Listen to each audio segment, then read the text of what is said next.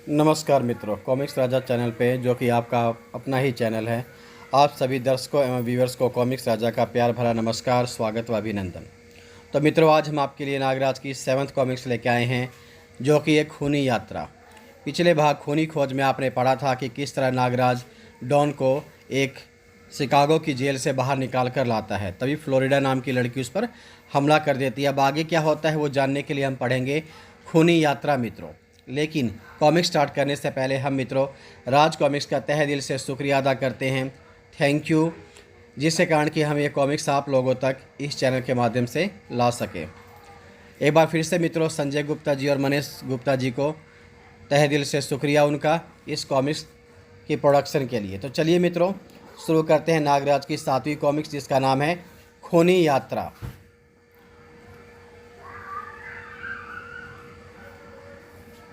खूनी यात्रा। लेखक संजय गुप्ता, चित्रकार चंदू, विनय, कला दिग्दर्शक प्रताप मलिक, संपादक मनीष गुप्ता। नागराज, जिसने विश्व के आतंकवाद व अपराध को जड़ से उखाड़ने फेंकने की कसम खाई थी मित्रों, बुलडॉग और चांगो जैसे विश्वव्यापी अपराधियों को नेस्तनाबूद करने के बाद अब अमेरिका व पश्चिमी यूरोप के सबसे खतरनाक गैंगस्टर विलियम से टकराने जा पहुंचा था न्यूयॉर्क में। न्यूयॉर्क में सिर्फ डॉन ही ऐसा व्यक्ति था जो नागराज को विलियम तक पहुंचा सकता था, लेकिन वह इस समय शिकागो की सर्वाधिक सुरक्षित जेल में था। नागराज डॉन को जेल से आज़ाद कराने के लिए शिकागो पहुंचता है। राह में उसकी मुलाकात होती है फ्लोरिडा से एक ऐसे साथी के रूप में जिसकी मंजिल भी डॉन तक पहुंचना थी। फ्लोरिडा डॉन के खून की प्यासी थी, क्योंकि उसने उसे अनाथ कर दिया था। नागराज फ्लोरिडा को बाहर छोड़कर जेल में प्रविष्ट होता है। फ्लोरिडा को डॉन की मौत चाहिए थी और नागराज को उसका जीवन। जैसे ही नागराज डॉन को लेकर बाहर आता है मित्रों, फ्लोरिडा ने डॉन पर अंधाधुंध गोलियां चला दी थी। यहाँ तक आपने पढ़ा अपनी पिछली कॉमिक्स खूनी खोज के अंदर मित्रों। अब आगे पढ़िए। Don, you rascal, you brute, मरने के लिए तैयार हो जाओ। फ्लोरिडा डॉन पर गोलियां स्टेन गन तान देती है। तभी नागराज कुछ इशारा कहता है और कहता है, नहीं फ्लोरिडा, रुको, गोली मत चलाना। नहीं नहीं, तभी धाएं धाएं धाएं गोलियां चल पड़ती है। फ्लोरिडा ने अंधाधुंध गोलियां बरसा दी, लेकिन इससे पहले कि एक भी गोली डॉन को स्पर्श करती, नागराज ने डॉन पर छलांग लगा दी मित्रों और उसे लेता हुआ जीप के पीछे लुढ़क गया। धाएं धाएं गोलियां चलती रह रही थी लगातार। चट्टान से उतरकर फ्लोरिडा जीप के पास आ गई। नागराज, इस कुत्ते को मेरे हवाले कर दो, यह मेरे पिता का हत्यारा है। इस टेनगन की गोलियां भी शायद आज इसके सीने में इतनी आग भरने के लिए कम पड़ेंगी जितनी 2 साल से मेरे सीने में धधक रही है नागराज। तभी नागराज के हाथों से सर्प निकलता है और फ्लोरिडा के हाथों से मशीन गन को छीनकर दूर ले जाता है। स्टेन गन अब नागराज के हाथ में थी। डॉन, बाहर निकल आओ, अब कोई खतरा नहीं है। फ्लोरिडा, अवश्य ही तुम किसी गलतफहमी की शिकार हो। मैंने आज तक किसी की हत्या नहीं की। मुझे तो इन इंसानी खून को पानी की तरह बहाने वाले दरिंदों से सख्त नफरत है। मुझे बताओ तुम्हारे पिता कौन थे, मैं तुम्हारी गलतफहमी अभी दूर कर देता हूँ। अचानक फ्लोरिडा निहत्थी डॉन पर झपटी। नहीं कुत्ते, तूने ही मेरे डैडी को मारा था। तूने ही वह खूनी पैकेट मेरे डैडी मेयर फ्रैंकलिन के नाम भेजा था। मैं तुझे जिंदा नहीं छोड़ूंगी। फ्लोरिडा, मेरी बात तो सुनो। अचानक डॉन का झन्नाटेदार थप्पड़ फ्लोरिडा के गाल पर पड़ा। फ्लोरिडा, तड़ाक! फ्लोरिडा फूट फूट कर रोने लगी। फ्लोरिडा, खुद को संभालो, मैंने मेयर फ्रैंकलिन का खून नहीं किया, यह काम विलियम का है। विलियम, मैं तुम्हें सब कुछ बताऊंगा फ्लोरिडा, लेकिन फिलहाल यहाँ से खिसको। अंदर जेलर की जीप गायब होने की खबर फैल चुकी होगी। तीनों कार द्वारा शहर की तरफ बढ़ गए और कुछ ही देर में के सफ़र के बाद अब वे फ्लोरिडा के बंगले पर थे। फ्लोरिडा, मैंने तुम्हारे डैडी को विलियम की मौत का तोहफा भेजा था। मुझे नहीं मालूम था कि वह तोहफा मेयर साहब की मौत का पैगाम बन जाएगा। आज से 4 वर्ष पहले की बात है। आज की तरह उस समय भी न्यूयॉर्क व शिकागो के अंडरवर्ल्ड में विलियम सबसे बड़ी हस्ती थी। वह न्यूयॉर्क का सबसे बड़ा स्मगलर था। न्यूयॉर्क व शिकागो का कोई भी छोटा बड़ा स्मगलर विलियम के आगे सर उठाने की हिम्मत नहीं रखता था। उन्हें विलियम को हर डील का कमीशन देना पड़ता था। डॉन उन्हें सब कुछ बताता चला जाता है। आज हमारे पास अफीम का $2 करोड़ का कंसाइनमेंट आया था, जिसके प्रॉफिट के 50% $30 लाख विलियम साहब के लिए। यह $5 लाख ब्राउन शुगर के प्रॉफिट के। विलियम से गद्दारी करने वालों का धंधा पानी अगले ही दिन से बंद हो जाता था। धड़ाम, पूरी की पूरी बोट के साथ ही उनको उड़ा देता था विलियम। सिर्फ मैं ही एक ऐसा स्मगलर था जिसने कभी विलियम से हार ना मानी थी। मैंने उसे कभी किसी डील का कमीशन नहीं दिया था, फिर भी वह मुझे कोई भी नुकसान पहुंचाने में सफल ना हो सका था। लेकिन एक दिन बॉस विलियम की रिपोर्ट पर पुलिस ने हमारे माल से लदा ट्रक पकड़ लिया। क्या डॉन का माल पकड़वा दिया विलियम ने? विलियम का साइमन सिटी वाला गोडाउन ब्लास्ट कर दो। उसके बाद न्यूयॉर्क व शिकागो में अक्सर मेरे व विलियम के गैंग्स की छोटी बड़ी मुठभेड़ें होने लगी। बड़ाम कई बार वो हमारा गोदाम उड़ा देता, कई बार हम उसके पेट्रोल पंप उड़ा देते, कई बार हम उसकी ट्रक से भरे हुए माल से भरे हुए गाड़ियाँ उड़ा देते थे। अब जयराम पेशा लोगों ने विलियम से डरना छोड़ दिया। वे खुली जुबान से मुझको विलियम का बाप कहने लगे थे। टॉम, खड़े हो जाओ, यह जगह डॉन के आदमियों के लिए आरक्षित है। और चिंगारियां सुलग उठी। क्या बकता है, जानता नहीं विलियम के आदमियों से बदतमीजी का मतलब मौत है। उसने मैनेजर को हवा में उछाल दिया। लेकिन तभी बार में डॉन के साथी प्रविष्ट हुए। डेंगो, तुम काउंटर पर जाओ, इन्हें हम तमीज़ सिखाते हैं। इसके साथ ही सबके हाथों में हथियार चमक उठे। जैक्सन, भाग जाओ यहाँ से, विलियम से टकराकर मौत ही मिलेगी। लेकिन टॉम के शब्द अर्थहीन साबित हुए। मौत से हमने लड़ना सीखा है और मौत देना तुम्हारा नहीं, ऊपर वाले का काम है। फायरिंग शुरू हो जाती है। टॉम व उसके साथियों के हाथों में से रिवॉल्वर निकल गए। धाएं। लेकिन तभी टॉम ने अपने पास पड़ी एक प्लेट घुमाकर जैक्सन पर दे मारी। अबे देखते क्या हो, तोड़ डालो सालों को। सब आपस में भिड़ जाते हैं। जैक्सन उछलकर टॉम की छाती पर चढ़ बैठा। तभी टॉम के दो साथियों ने जैक्सन को पकड़ लिया। तू मेरी छाती पर बैठा जैक, मैं तेरी छाती तोड़ दूंगा, समझा? लेकिन जैक्सन के जोरदार झटके ने टॉम को अपने ही साथी पर वार करने के लिए मजबूर कर दिया। फिर उसने दोनों को संभलने का मौका नहीं दिया। जैक्सन एक के बाद एक उनको पटक के मारा और जल्दी सब मेरे आदमियों के काबू में थे। हमें माफ़ कर दो जैक्सन, हमें छोड़ दो। जैक्सन से बचने के लिए टॉम को केवल बार में हुए नुकसान की कीमत ही नहीं चुकानी पड़ी, बल्कि बोलो हमारा बाप डॉन। लेकिन एक दिन मैंने हिंसा का ऐसा बवंडर देखा जिससे मेरी आत्मा तक कांप गई। वह क्या? उस रात एक बड़े डिपार्टमेंटल स्टोर के सेकंड फ्लोर पर हीरो की प्रदर्शनी लगी थी, जिसमें मेरा माल भी था। तभी विलियम के गुंडों ने धड़धड़ाते हुए वहां प्रवेश किया और एकाएक सबको कवर कर लिया। सब अपने हाथ उठा ले, हमें शांति से अपना काम कर लेने दे। फिर सब हीरे लूटकर उन्होंने बंदूकों के मुंह खोल दिए। बचाओ, और सभी को मार डाला। पुलिस और मेरे आदमियों ने उनका सामना किया, लेकिन वे अत्याधुनिक हथियारों से लैस थे तथा हमें दर्शकों को भी बचाकर गोली चलानी थी। सबको मौत बांटते हुए वे वहां से भाग निकले। 3 मिनट की फायरिंग ने 300 लोगों की जानें ले ली थी। मुझे नफरत हो गई हिंसा से, हथियार से और विलियम से। आज से हम किसी की हत्या नहीं करेंगे। मैंने विलियम के सभी ठिकानों और उसके काले कारनामों की एक वीडियो कैसेट तैयार करवाई और एक पैकेट में बंद करके अपने एक विश्वास पात्र को दे दी। लो पीटर, इसे सावधानी से मेयर फ्रैंकलिन को सौंप देना। लेकिन वह विश्वासघाती बिका हुआ निकला। उसने वह पैकेट विलियम के आदमी को बेच दिया। विलियम ने उस पैकेट को खोलकर उसे लेटर बम बना दिया और तुम्हारे घर भेज दिया। ये मेयर फ्रैंकलिन को दे देना। तुम्हारे पिता ने पैकेट पर लिखा मेरा नाम पढ़ा और उसे खोलते ही अपनी जान गंवा बैठे। फ्लोरिडा का मन अब डॉन की तरफ से साफ हो चुका था। विलियम अब ज़्यादा सांसें नहीं ले सकेगा डॉन, हम तुम्हारे साथ हैं फ्लोरिडा। लेकिन तुम जेल कैसे पहुँचे डॉन? मेयर फ्रैंकलिन की हत्या का दोषी मुझे ठहराया गया। मेयर फ्रैंकलिन की हत्यारा डॉन लापता। पुलिस मेरी तलाश में थी, मैं अंडरग्राउंड था। तभी विलियम ने एक समझौते का प्रस्ताव लेकर एक आदमी को मेरे पास भेजा। आपको महान विलियम ने कॉक्स पीक पर बुलाया है। हम 2 बजे कल वहाँ पहुँच जाएंगे। अगले ही दिन 2 बजे जब मैं कॉक्स पीक पर पहुंचा, मेरा स्वागत पुलिस ने किया। You are under arrest don, surrender कर दो। मैं विलियम की चाल में फंस चुका था। विलियम, तूने मुझे धोखा दिया, मैं तुझे तबाह कर दूंगा विलियम। पुलिस को विलियम की तलाश थी। मेरे मुंह से उसका नाम सुनकर उनके कान खड़े हो गए।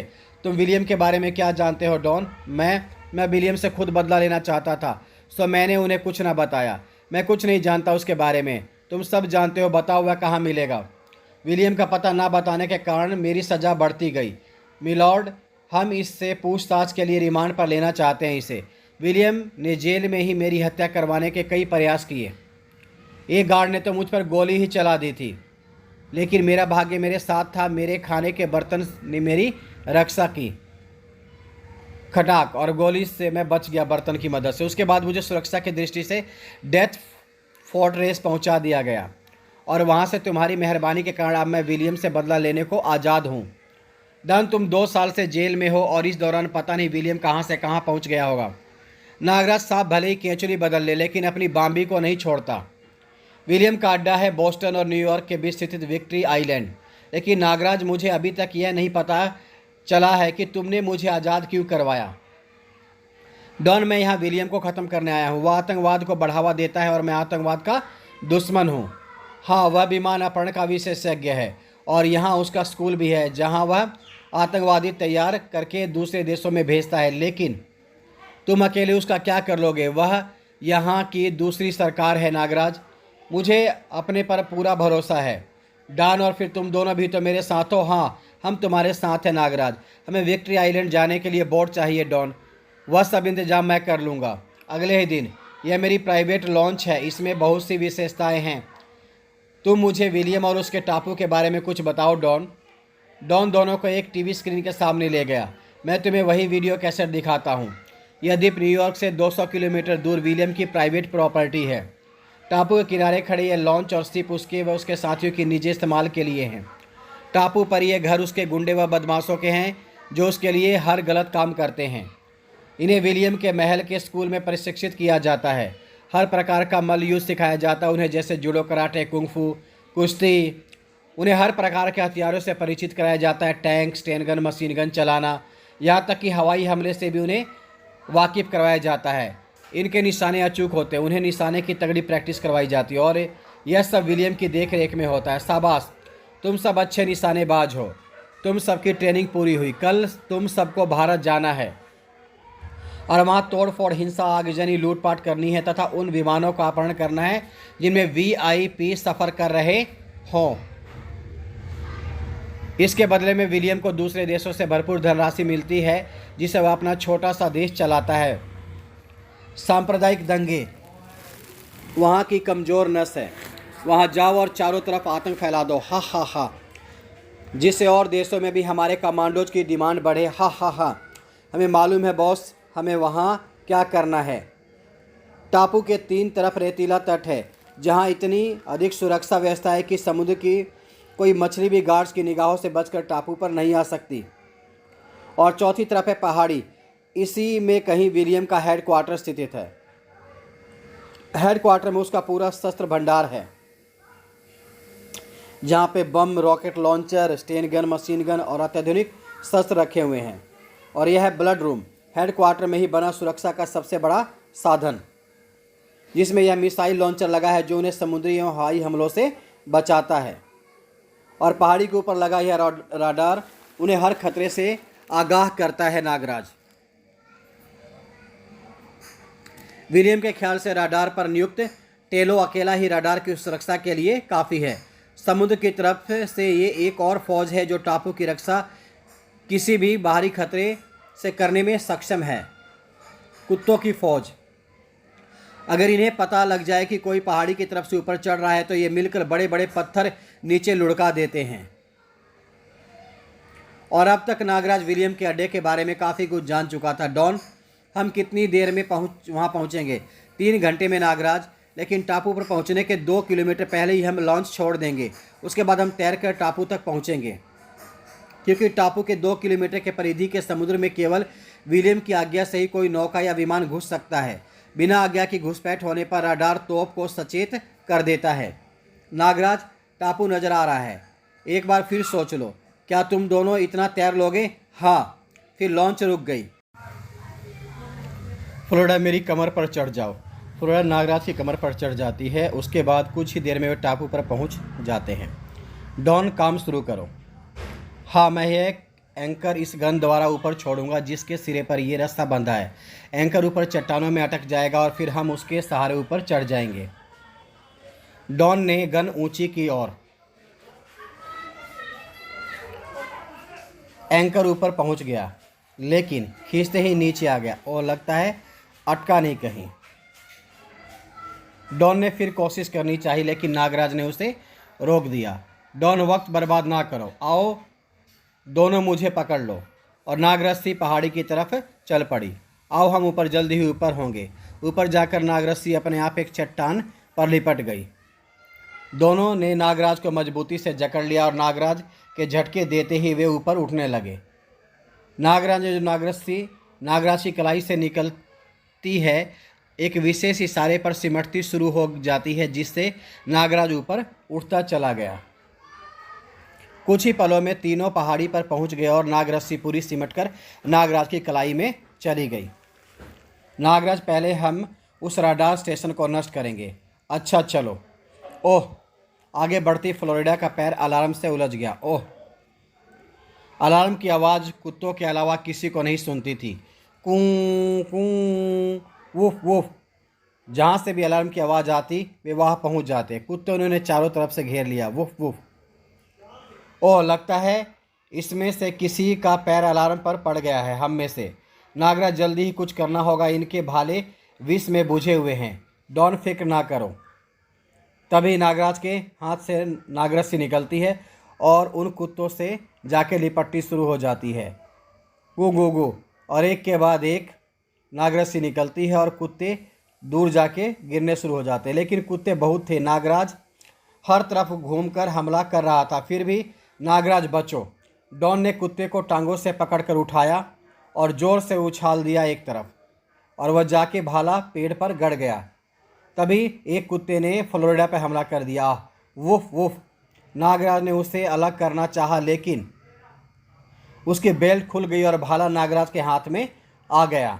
नागराज ने भाला उसकी पीठ में पेवश कर दिया। पैं। फिर उसे फ्लोरिडा से दूर उछाल दिया। पैं पैं वो चिल्लाता है। तब तक सब कुत्ते या तो मर चुके थे या मैदान छोड़ चुके थे, इधर उधर भाग जाते हैं।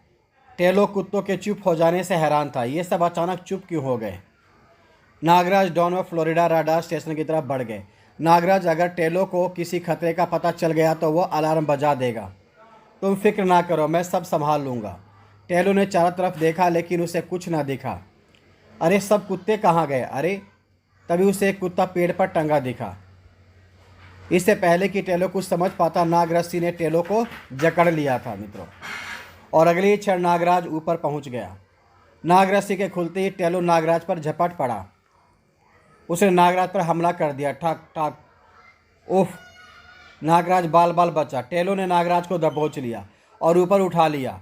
टावर के नीचे उछाल दिया उसने नागराज को, और नागराज नीचे गिरता चला जाता है मित्रों, टावर के बिल्कुल नीचे। क्या नागराज टावर से गिरकर बच सका मित्रों? क्या नागराज विलियम तक पहुंचने में सफल हुआ? क्या फ्लोरिडा विलियम से इंतकाम ले सकी? इन सब सवालों के जवाब आप जानेंगे मित्रों नागराज की अगली कॉमिक्स, जिसका नाम है नागराज का इंसाफ।